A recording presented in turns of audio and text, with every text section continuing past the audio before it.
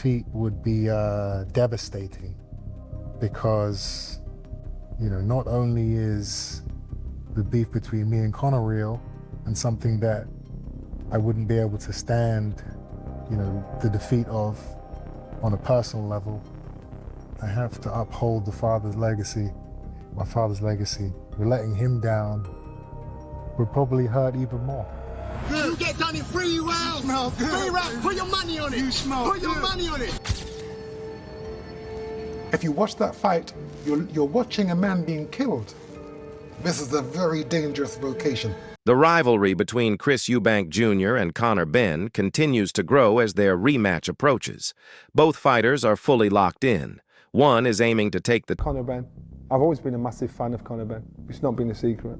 Conor Benn, I think he was one of the most fast. The intensity of the Eubank Jr. versus Conor Benn rematch goes far beyond a normal boxing fight. This matchup carries real danger because of what happened after their first meeting. Chris Eubank Jr. took heavy damage in that bout, leaving him hospitalized for 2 nights and 3 days. That tough battle still weighs on him as he prepares again.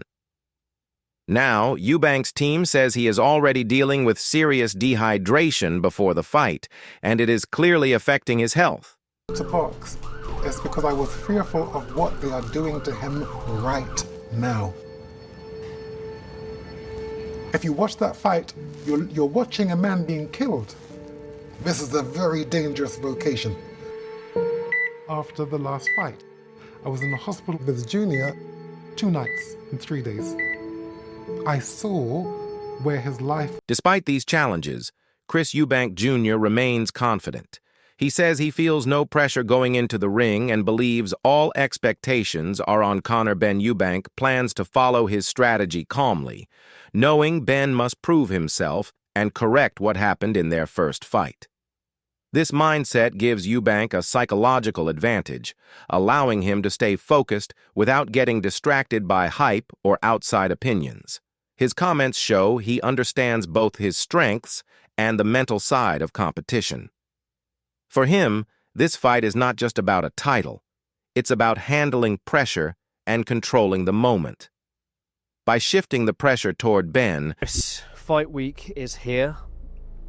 How does your demeanor, your mentality change as we tick closer to fight night?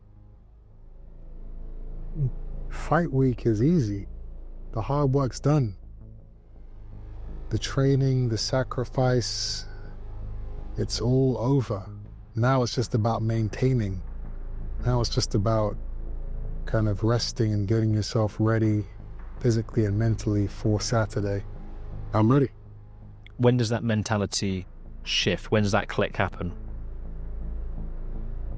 I mean, the click is, I guess, the last intense spar, which was Saturday. After that, all right, camp is done. Now we just got to make the weight. Mind games. Conor has admitted that you got in his head. Are you setting any traps that you're hoping Conor might fall into again? If I am, I'm not telling anybody about it.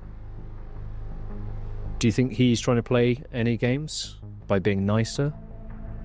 Yeah, he's playing himself. People know who he is and what he's about. People see through the act. He's not a nice guy. He's not a calm guy. He doesn't like me.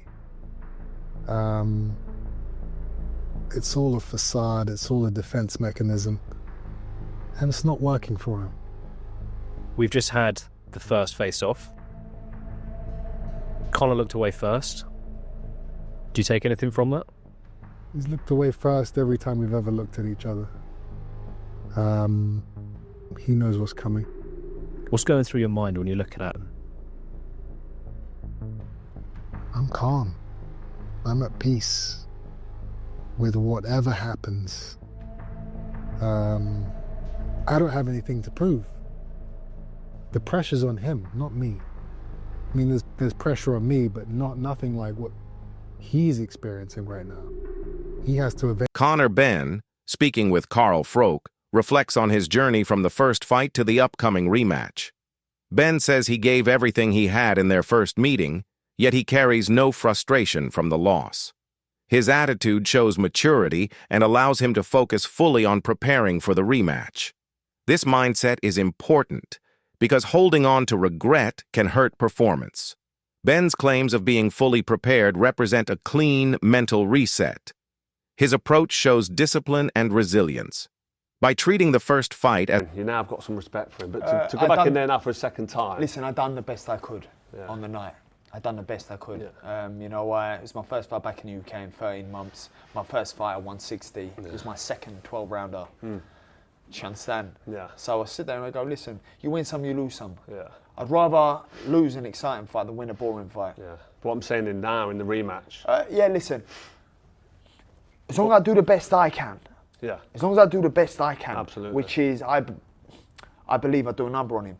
That's me just staying disciplined. As long as I do what I'm supposed to do. Yeah. Why I was disappointed and upset weren't because I lost. It's because I beat myself in there. Yeah. By not following tactics, by not fighting with my head, fought with my emotions. So I'm in there and it's just, I wasn't happy with what I done. If I can go in there and I'll be disciplined and do what I do and he beats me to the punch or he comes up with a recipe that can be, fair enough, no problem. Yeah. Listen, I ain't going to be no sore loser. So if you lose fair and square and you've given you your lose fair and best square, shot. well done, Chris. You're the better fighter. Give away even me giving away the weight. I ain't going to sit down there and go, oh no, that was my first fight back 13 months, Chris. That was my first fight at 160. You won't hear me make up no excuses. No. I still thought I'd render you unconscious within 3 rounds. That was what I genuinely believed. Yeah. You've nicked that line off me, haven't you? Is You it? love you love the render unconscious. Have you said that before? I will know. Only a couple of times. What was going through your head when you saw Chris and Eddie Hearn at the press conference going back and forth at each other? It's funny. You sit there to laugh at it, or do you... laugh. Yeah, no, it's funny. Yeah. It's funny because I'm sitting there going, Ed, why are you arguing with him? Why are you lowering yourself to his level? There's no need. Don't you like Eddie getting a bit of stick, or do you like... No, there's just no need. Let him just waffle on. Let him dig his own grave. He bit though, didn't he, Eddie? He had a little... Because but to be fair, when you're accusing a big organisation... Chris Eubank Sr., who once criticized the first fight between his son and Conor Benn, has now become one of Eubank Jr.'s biggest supporters. This sudden shift has led some people to call him inconsistent, but others see it as natural parental pride. After his son won the first fight, Eubank Sr.'s attitude moved from doubt to full support, revealing the complicated emotions inside sporting. Time, and for the rematch back in 2022, you claimed promoters were trying to murder your son, Chris Eubank Jr., regarding the weight clause. You called your son a disgrace for slapping an egg in Conor's face earlier this year. In spite of all this, you surprised many in April by turning up and you were in Junior's corner. What would you say to people who'd suggest that Chris Eubank Sr., you're something of a hypocrite? It's easily explained, so let me start. Within every individual, there are 2 entities. There is the ego, or the negative, and there is the good, or the super consciousness, or the God consciousness. Those 2 entities are within the one. I would have bet money that the fight wasn't going to happen. When he slapped the egg into the face of this young man in the face of Conor, I didn't bring him up like this. You're representing my name. I've worked hard to keep these statutes and so these standards. And so I was very, very disappointed. And as you would have seen, and as the public saw, I was not turning up to that fight, but that was my ego. Remember, within the one person, you have 2 entities. Now, because I've submitted to the superconscious, or the God mind, or the good mind, because I've submitted, it always wins. And so effectively, it set me up. Dehydration has become a major point of concern in Eubank Jr.'s preparation. At 36 years old, his body cannot handle extreme weight changes as easily as before. The tough weight-cutting demands for this fight create a dangerous situation.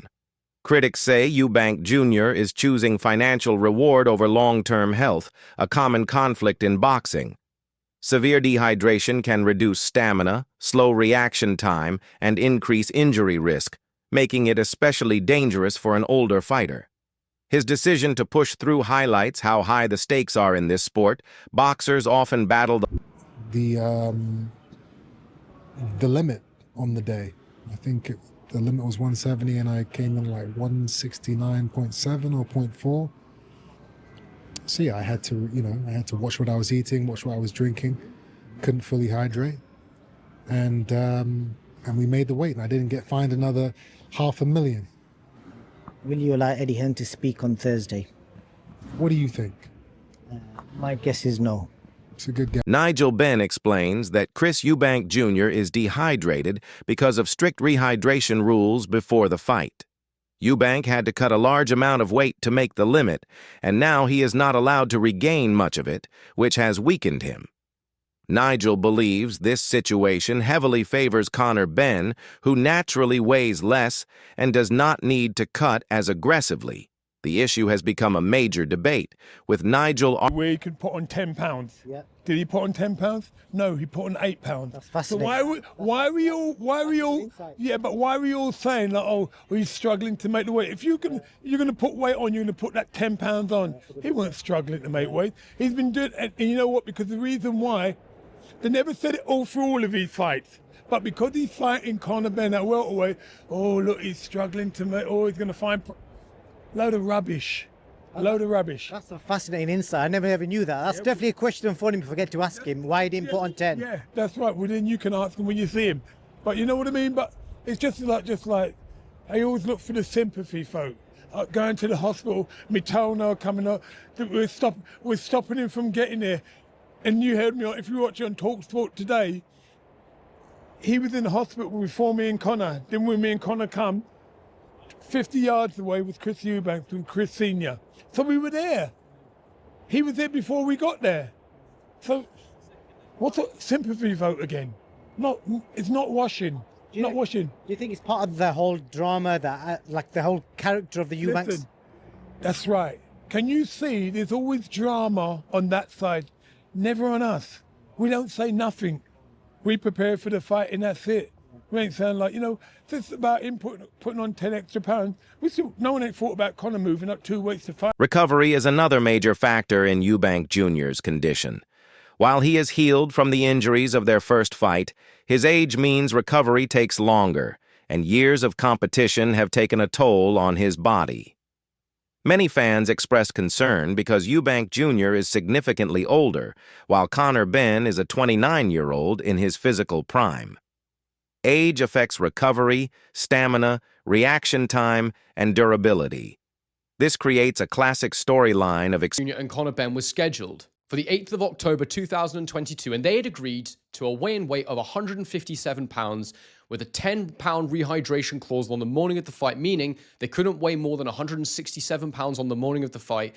I have to say to you that that is absolutely insane that Eubank Jr. ever agreed to this. Eubank Jr. is 36 years old now, and so 4 years ago he would have been 32. I understand that that would have been a bit easier at that point in his life, but for him to make a weight like that, when he's fought as high as 168 pounds in his career, he's clearly quite a big 160 pounder, even though I do feel that is the correct weight division for him, or has been. To agree to fight at 157 pounds is incredibly dangerous. And just to give you the full understanding of what that number means to Eubank Jr., his father said before the fight that actually happened between him and Conor Benn. Why is it that you feel so strongly that this fight won't happen? Why? Because my son, who is walking around now at probably 180 pounds, will have to boil himself down to 160. Knowing this makes that weight seem absolutely crazy. Now look, that fight got cancelled, and I'd say lucky that it did, because I don't think that weight was right. And things that unfolded after that told us that that weight was actually dangerous for Eubank to be making. And despite the fight being cancelled, he basically made the weight. On the morning of the fight, he created a video that showed us he was only a couple of pounds over the weigh-in weight. I can only assume he did this to make a point, to show that he was disciplined in the wake of Conor Benn's failed drugs tests. But the impact it took on his body was significant, as he then went in there only a few months later against Liam Smith in January of 2023 and suffered. Another key part of this high-pressure rematch is Conor Benn's expected performance. Despite being younger, he still faces the challenge of matching Eubank Jr.'s experience and preparation. Benn must perform at his absolute best, because Eubank's previous showing set a high standard. Winning this rematch will require physical strength, strategy, mental toughness, and adaptability. If Ben wins, energy and effort. This takes a lot of people putting their heads together to book venues. Everything was locked in. Then Eubank apparently goes, nah, I'm not going to fight so soon because that's when you want to fight. Bullshit, my guy. You don't mess around all of those people just for the sake of trying to piss your opponent off. There's no way. I think there's a few things. He took a big fucking beating in the last fight. He was really in a bad way, actually. The recovery of that would have taken a while.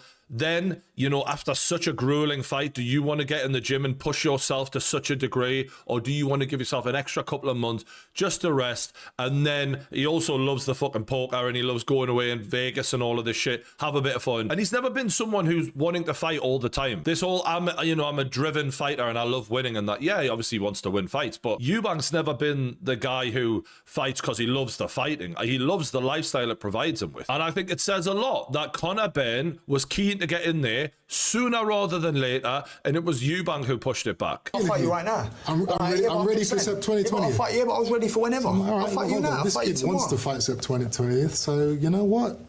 We're not going to do it. Again, Eubank is lying. And he's lied quite a lot already. We've fucking been watching it 2 minutes. And I don't mind it, by the way. You're trying to win a war of words, but it's clear that Ben's goal is not just to win. It's to prove how much he has improved since their first fight. This rematch carries meaning far beyond the result. It will influence reputations, legacy, and how fans view both fighters. Each man must manage internal and external pressure. As a favorite, but I think this is very, very close.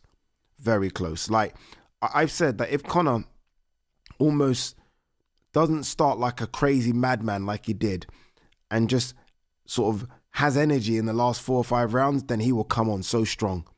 Just because he's younger. This isn't a case of me picking Conor over Eubank. He's just younger. It's a young man's game. It's a young man's game. Although Usyk and Crawford and Bivol and Maturbiev will tell me elsewise. But it's a young man's game. So look, I think Eubank will get it done, but I would not be surprised if Conor nicks this. I would not be surprised if Conor nicks this 115, 113, or could he nick it on a late stoppage? Nah, I don't think he stops Eubank. So, gun to the head, I'm saying Eubank favourite. This is very much me fence-sitting. Eubank favourite. Wouldn't be surprised if at 11:30 I'm speaking to Bellew in Frampton and saying, wow, Conor Benn just beat Eubank. Do you know what I mean? Does that make any sense? Or is that me just fence-sitting a little? Probably is fence. Guys, I've got to fence it a little bit. I'm seeing both guys in about an hour's time. That's a lie. 3 hours time. And then I've got to see him at the presser, see him at the weigh-in. And, they start to give me a little shit for saying, you picked him and you picked him. So, Chris favourite. Conor could nick it. We leave it as that. Undercard fights are incredible, by the way. And I really do mean that. I think in terms of the implications of a couple of those undercard fights, like Sam Gilly versus Ishmael Davis.